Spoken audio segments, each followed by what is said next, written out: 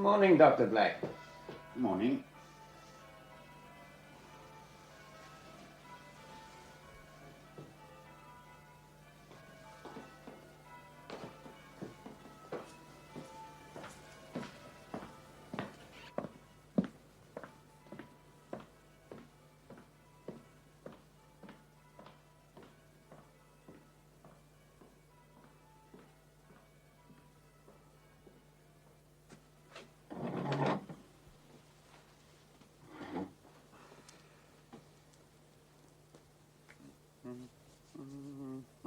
The matter began, as far as I'm concerned, in the November of 1932, when I was cataloguing the library of Barchester Cathedral.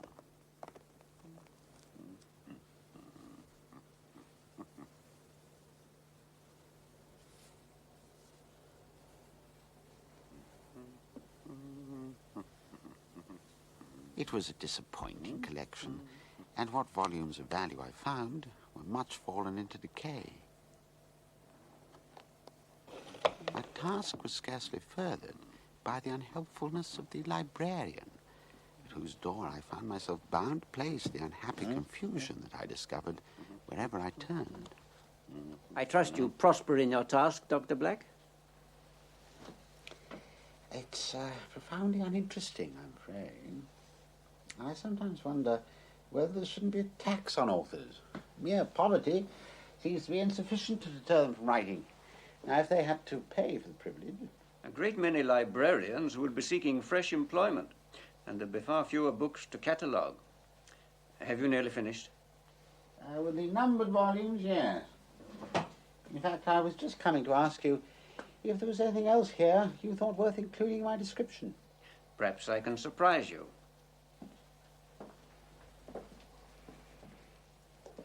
Nothing you haven't seen there, I think.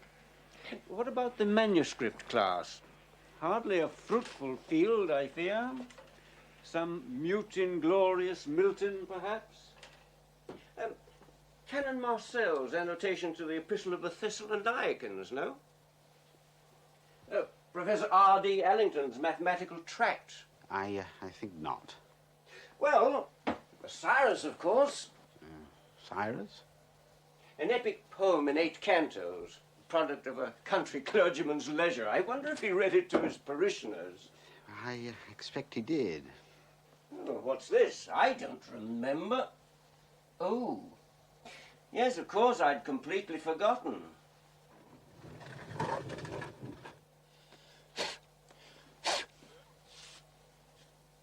Papers of the Venerable Archdeacon Haynes, bequeathed in 1894 by his sister Letitia Haynes. Haynes? No, I know that name. I read something about it quite recently. Our old dean said the box would never have been accepted by the library. He kept it locked up in the deanery. He said it never would be opened while he was in charge. Strange. I've wanted to know what was in that box for years. You'd better have a look at it. Archdeacon Haynes. Now, Archdeacon of where? Here, if you remember. Of course, yes, about 50 years ago. Now, I recently read his obituary in an old copy of the Gentleman's Magazine. His death, as I remember, was hardly becoming to the cloth. Most unfortunate, the whole affair. And unexplained. I wonder if the box... I mean, one hardly likes to think... Do you wish me to examine the contents? I think it can hardly matter. Our former dean was adamant in his refusal, of course, but that was many years ago. Probably of no interest anyway. And if the matter should be objectionable or, obscene, well, we can leave it unpublished. Quite. I have the key.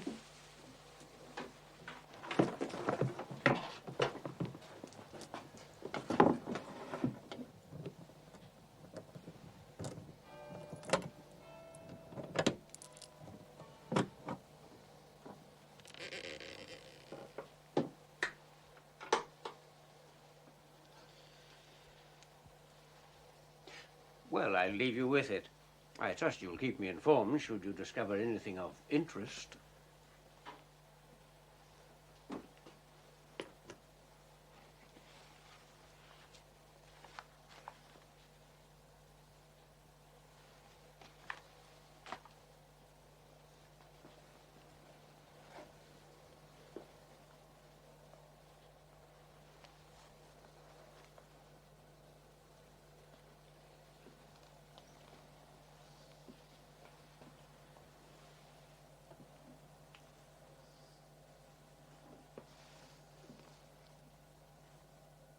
Dr. Haynes arrived in Barchester Close in 1872, where he took up residence with his sister as a junior deacon. The dignity of archdeacon had long been the object of his wishes, and there were few who denied that he was admirably suited for the position.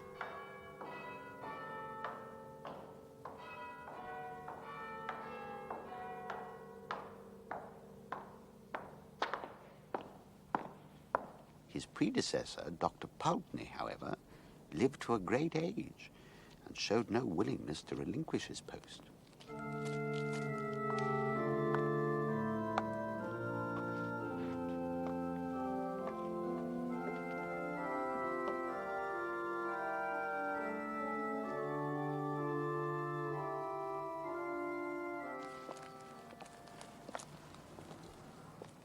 Good morning, young man. Good morning, Archdeacon.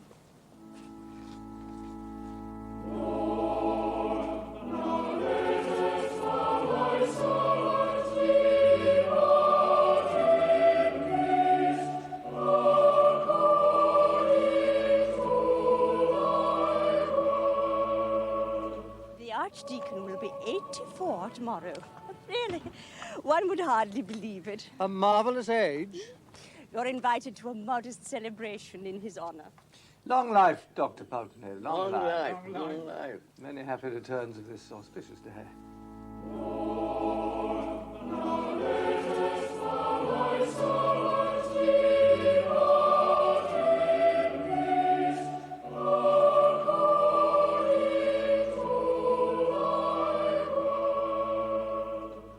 Mr. Robertson was arguing most heatedly with Canon Arnold. Well, Canon Arnold insists that we believe every word of the Holy Bible. Mr. Robertson cited Methuselah. How could anyone, he said, be expected to believe that a man had lived for 900 years? I find it entirely credible. And these are the days and the years of Abraham's life as he lived, 115 years. Catherine tells me there is an infection in the town. Indeed. 3 people in Buxton Street have died, and 2 more families are very ill. The Archdeacon's late this morning. Good morning, young man. Good morning, Archdeacon.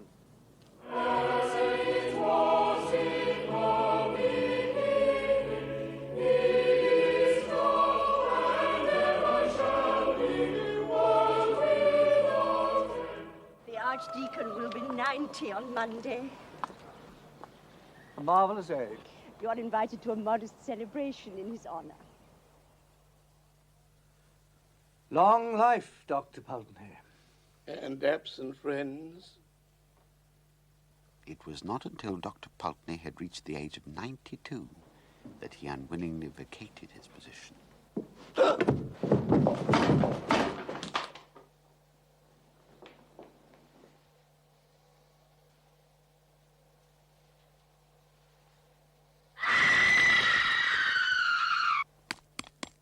They say that poor Miss Pulteney is quite overcome.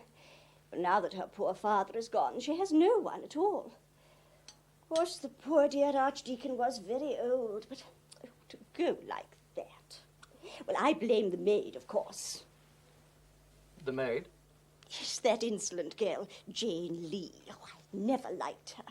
Well, it seems a stair rod was missing, and she never mentioned it. The poor dear Archdeacon set his foot quite on the edge of the step, and you know how slippery the oak is. You've remarked on it yourself. I don't think so, Letitia. They say the funeral is for Thursday. Oh, poor Miss Pulteney. Of course, he had been in the position for a very long time. Well, Catherine was saying to me only the other day that the affairs of the Archdeaconry are beyond belief. The dues upon Wingham and Westwood have been uncollected for nearly 12 years, and 4 chancels are almost past repair. Dr. Pulteney was a dear man, but as an archdeacon. Catherine was saying it would take a man of your zeal and determination. I hardly think it fitting at a time like this, Letitia, to discuss the administrative defects of the late lamented Archdeacon. Nor can I feel it to be in anything but the worst possible taste to speculate on his possible successor.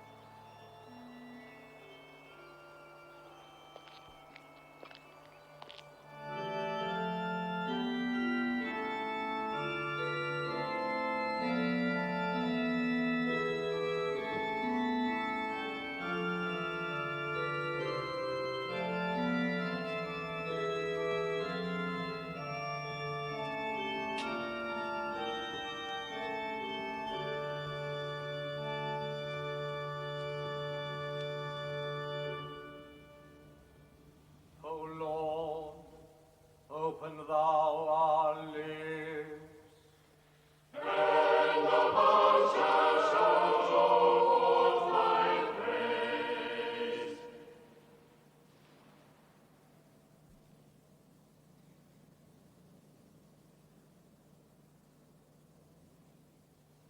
O God, make speed to save us.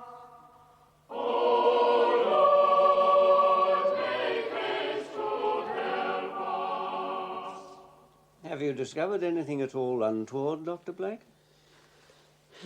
No, nothing tangible so far. Mainly devoted to cleansing the Augean stables. Giving it time to reduce to some semblance of order the innumerable errors, and so forth. His conflicts with the organist, not for once successful. He seems to have been a very busy man, our Dr. Haynes. Not perhaps the most popular figure in the cathedral close, but very energetic. No, it's a disappointingly blameless life so far. For the first 3 years, at any rate, he seems completely occupied with his administrative details. And yet traces of uneasiness impinge, rather as though his waking hours had to be crammed with activity in order to keep the shadows at bay.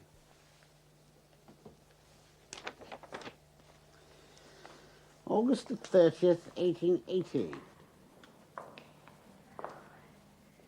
I wish I were not leaving you for Brighton, dear.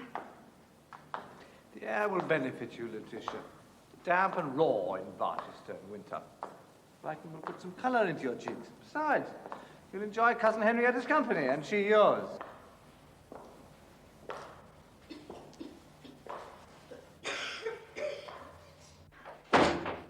Will you not be lonely, John? Alone in this great house? I have my book to finish. I shall be fully occupied. I sometimes think we've been in Barchester too long. Too long? Do you remember how we used to joke about old Dr. Pulteney? Lord, now lettest thou thy servant depart in peace. Letitia, I do not think... I'm only trying to say that perhaps you might retire one day. Oh, not this year, perhaps, but sometime soon. You're not happy here, Letitia? It is you I'm thinking of, John. Have I shown myself to be unhappy, or given others cause to think me so? No, John. Besides, I have my duty. You would hardly wish the affairs of the cathedral to fall again into that state of dereliction that my predecessor allowed.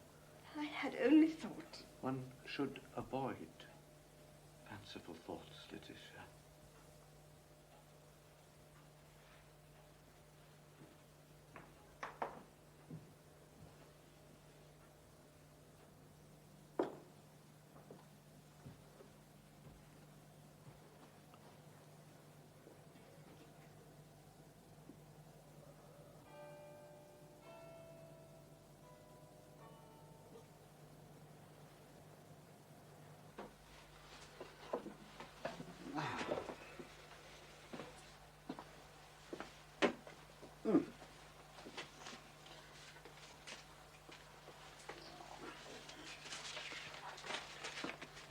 What's this?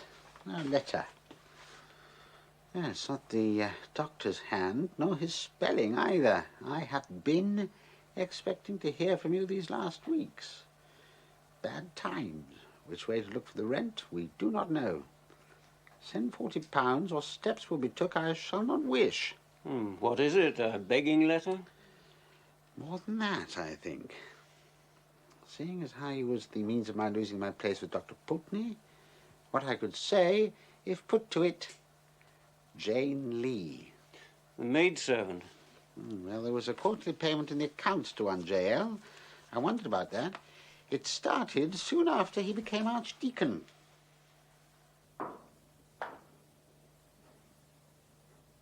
December the 6th. I do indeed miss Letitia's company. The evenings, after I have worked as long as I can, are very trying.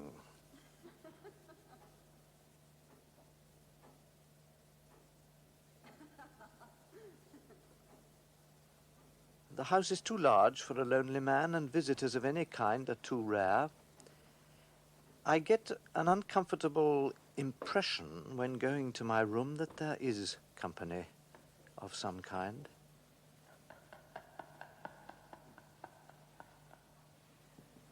The fact is, I may as well formulate it to myself, that I hear voices.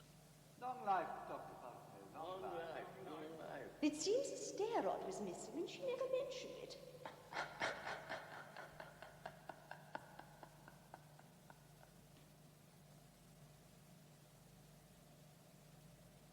This, I am well aware, is a common symptom of incipient decay of the brain. And I believe I should be less disquieted than I am if I had any suspicion that this was the cause. I have none. Nor is there anything in my family history to give color to such an idea.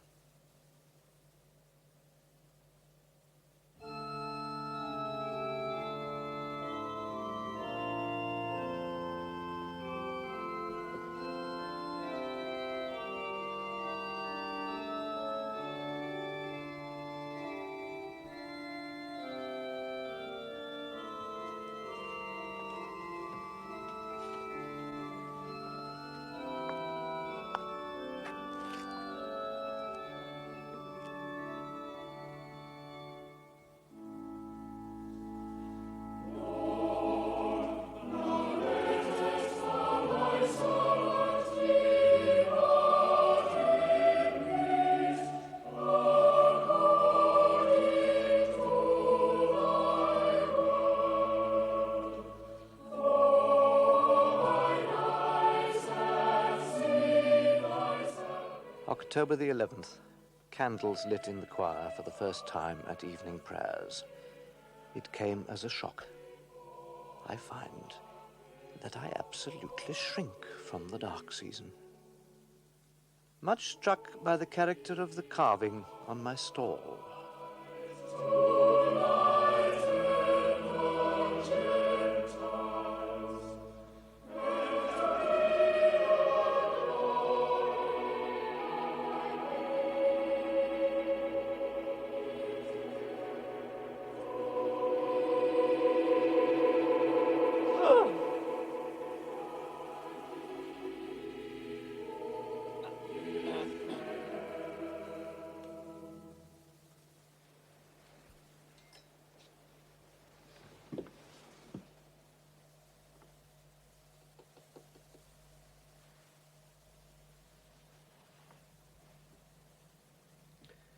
Matthew, do you know anything about these?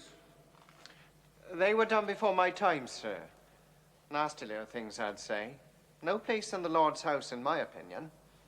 I never really noticed them before. Do you know anything of their history? Oh, all the carvings here is very famous, sir. Amongst those that likes that sort of thing, of course. On the south side, there's the angels and the blessed and that. And over here is the damned. Everlastingly burning, sir. As is their lot.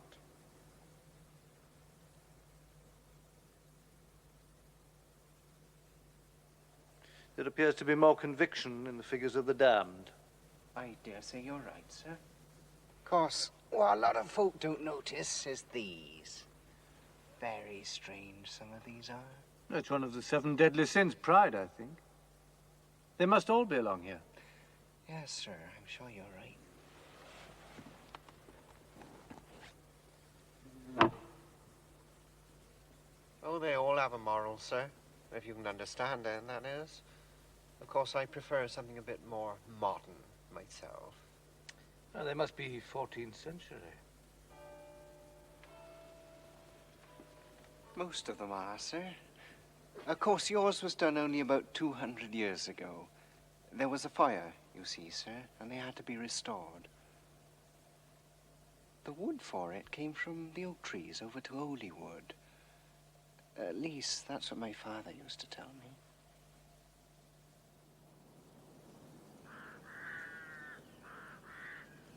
I had no idea, Dr. Haynes, that you interested yourself in antiquities of this kind. I had imagined that the affairs of the cathedral occupied all your time. It was the carvings on my stall that struck me particularly. I could not help noting the uncommon craftsmanship with which they were executed. The Devil, Death, and the Cat. Yes. They were done by a local man, you know, John Austin. He had a strange reputation. I believe he rejoiced in the nickname of Austin the Twice-Born. They credited him with second sight.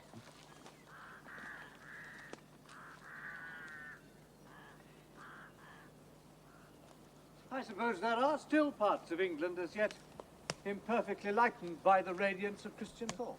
Indeed. I suspect the process of enlightenment is far less advanced than many imagine. The trees at the center of this grove, which furnished the materials for the noble structure in your cathedral, Archdeacon, were used at one time for much darker rites than those they now fulfill. In pre-Christian times, of course, one understands. Within living memory, my dear sir. Take, for example, the largest stump, which stands a little apart from the others. It is still remembered in my parish that it was called the Hanging Oak. The propriety of the title was confirmed by the fact that human bones were found between its roots when it was felled. There are old people who still talk of the days when small images were hung from its branches to bring good fortune in love or commerce. I hope the grove's destruction put an end to the practice of such superstitious foolery. So far as I know, the old customs have died.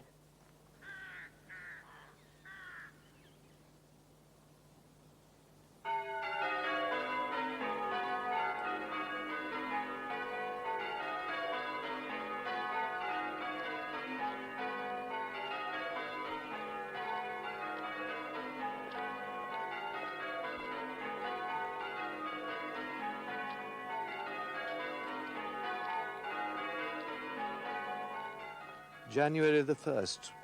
My trouble, I must confess, is increasing upon me. Last night, I returned from the deanery after midnight.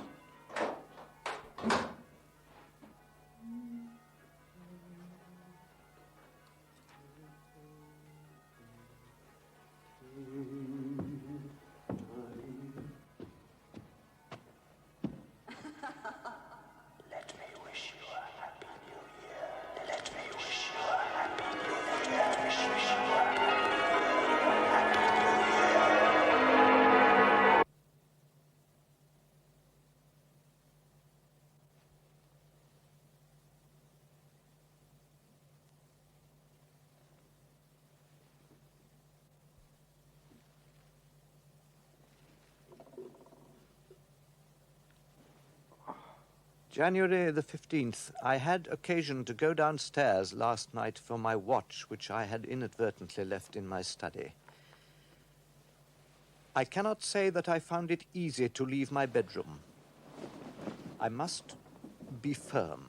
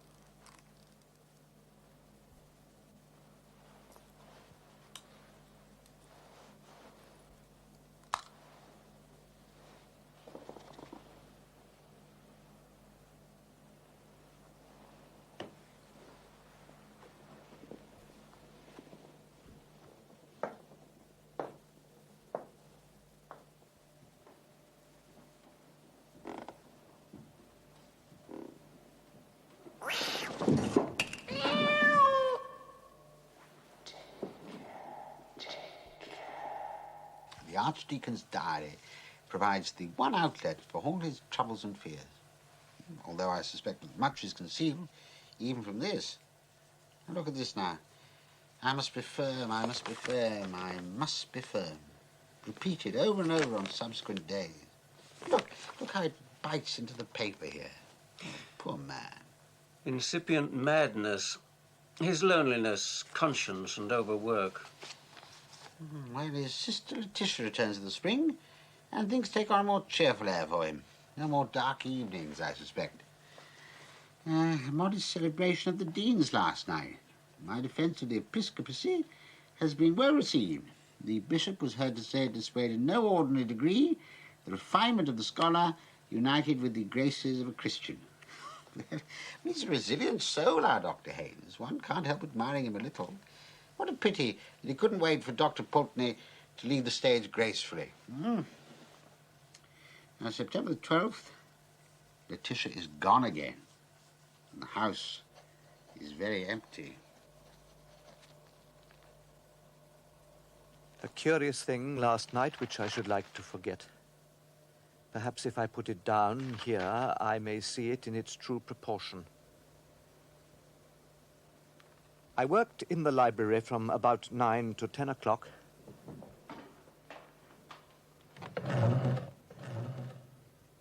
The hall and the staircase seemed to be unusually full of what I can only call movement without sound.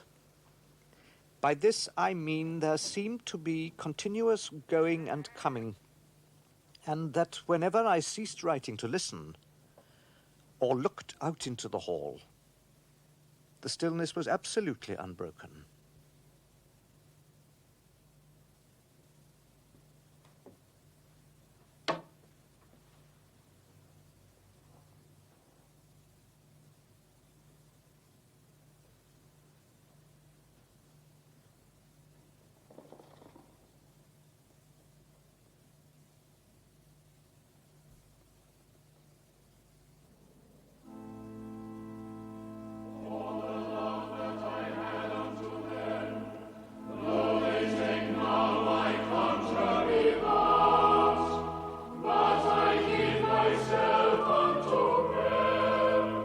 October the 22nd.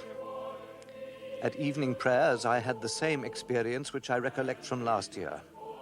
I can assign the moment at which I became sensible of this. The choir was singing the 109th Psalm. And let Satan stand at his right hand. When sentence is given upon him, let it be condemned, and let it there be done to see. Let it please you, and let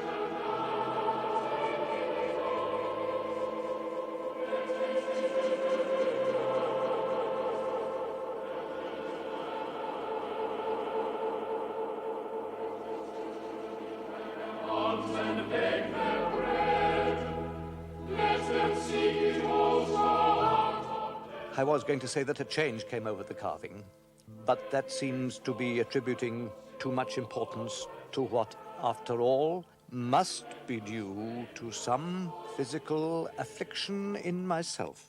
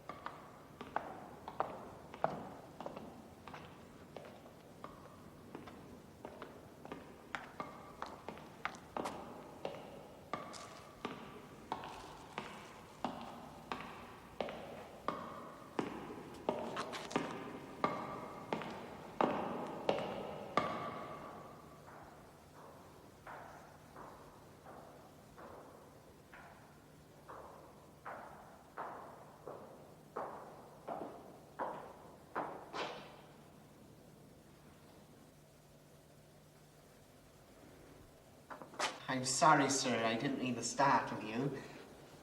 I wondered if that was Canon Arnold you was with, sir. I wanted to have a word with him. Canon Arnold? Yes, sir. I saw both of you by the tablet a minute ago. Has he gone into the chapel? No one was with me. No one! I'm very sorry, sir. I didn't mean to disturb you.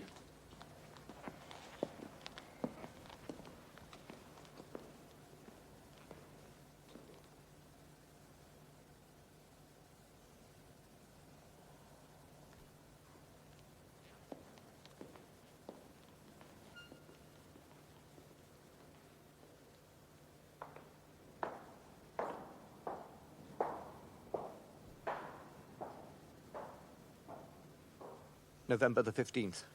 Here again, I must note a matter I do not understand. I am much troubled in sleep. I wondered if that was Canon Arnold you was with, sir. I wanted to have a word with him. No one was with me. No one. Nasty little things, I'd say. No place in the Lord's house, in my opinion. It was called the Hanging Oak. Human bones were found between its roots when it was filled. Everlastingly burning, sir, as is their lot. Austin the Twice-Born, they credited him with second sight.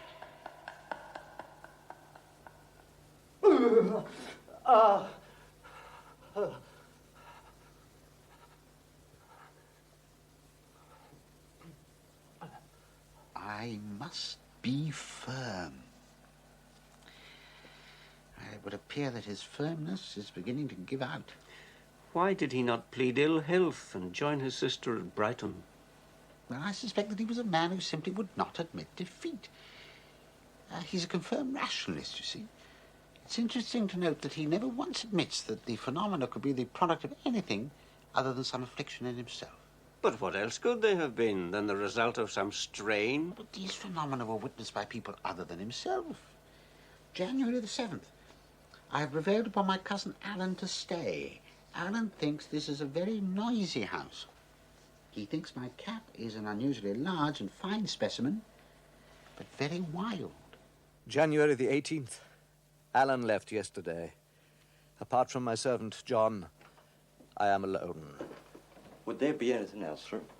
Oh, John, I should like you to come up to my room in about an hour's time. I shall have a letter for the bishop, which I should like you to deliver to the palace early in the morning.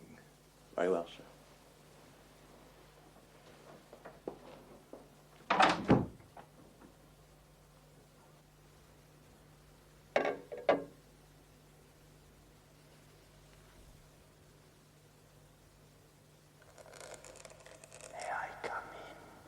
Yes, come in. I've got the letter.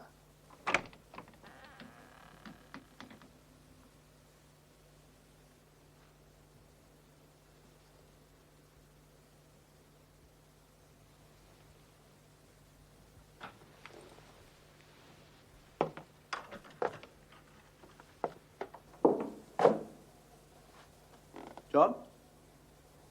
John? Here I am, sir.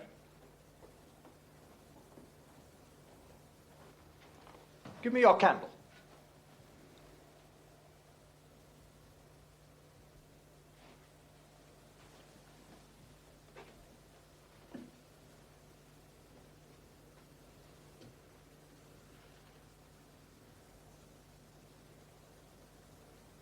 Do we have a cat, John?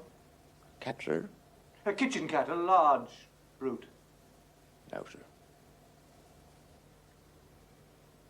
Has there never been a cat? As far as I know of, sir. Will that be all, sir? Oh, yes. Thank you, John.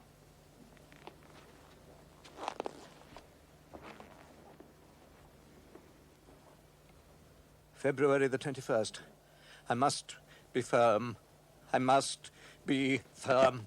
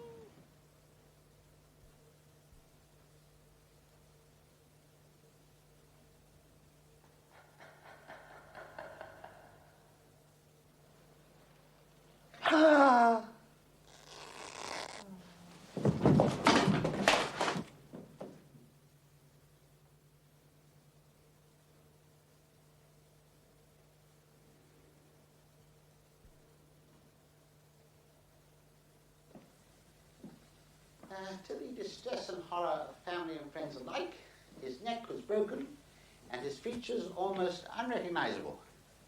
The author or authors of this mysterious outrage are alike buried in mystery, and the most active conjecture has hitherto failed to suggest a solution of the melancholy problem afforded by this appalling occurrence. Well, with all due respect, I feel that your former dean was quite correct.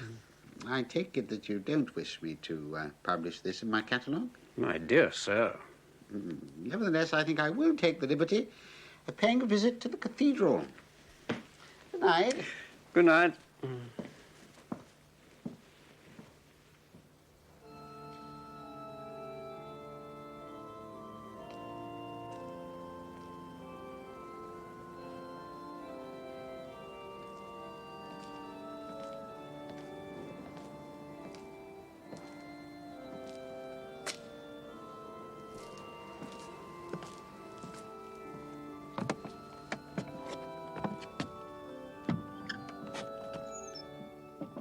The choir stalls were immediately recognizable from the Archdeacon's description, but of the two carvings, the cat and the hooded figure, there was no trace at all. The arms of the stall were plain and appeared to have been recently restored.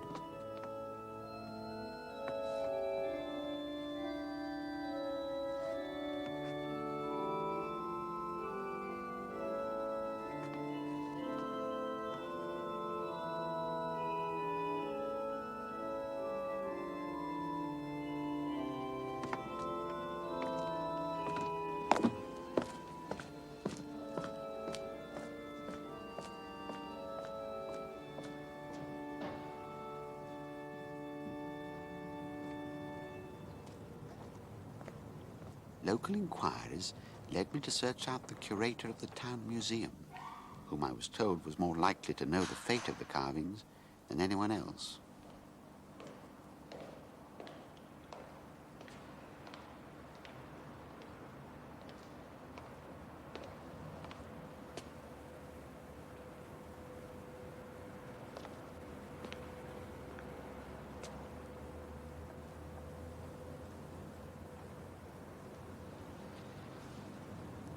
Mr. Stevens? Yes? My name is Black, Dr. Black. I've had occasion to do some work on the choir stalls in the cathedral. I was told that you might be able to help me further. Oh, of course, Dr. Black. I shall be delighted to give you what help I can. It was the Archdeacon's stall in particular. I read of two extremely unusual figures. I think I've heard of the pieces you mean. I had them from an old man who did speak to me of some figures. Have you seen the figures? Oh, no. I've only heard them described. But I have something somewhere appertaining to them. Let me see now. Where? You see, this old fella dropped it, and it came in two. I saw it only a week ago. Oh, it's ridiculous. Do you know more relics of Barchester have been lost in here since here we are. I knew I had it. Where was I? It broke in two. Yes, and this came out. The old man brought it to me. He couldn't make head or tail of it. The only thing I can say with safety is that it was written by the man who did the carving. The name's known. Can I see it? When I grew in the wood, I was watered with blood. Now in the church I stand. Who that touches me with his hand, if a bloody hand he bear, I counsel him beware, lest he be fetched away, whether by night or day, but chiefly when the wind blows high in a night of February. This I dreamt, 26th of February, 1699, John Austin. Austin the twice born. Some sort of spell or charm, would you say it was something of that kind? Yes, I suppose one might. What happened to the figure in which it was concealed? Oh, yes, I forgot to tell you. The old man told me that It frightened his children so much that he burnt it.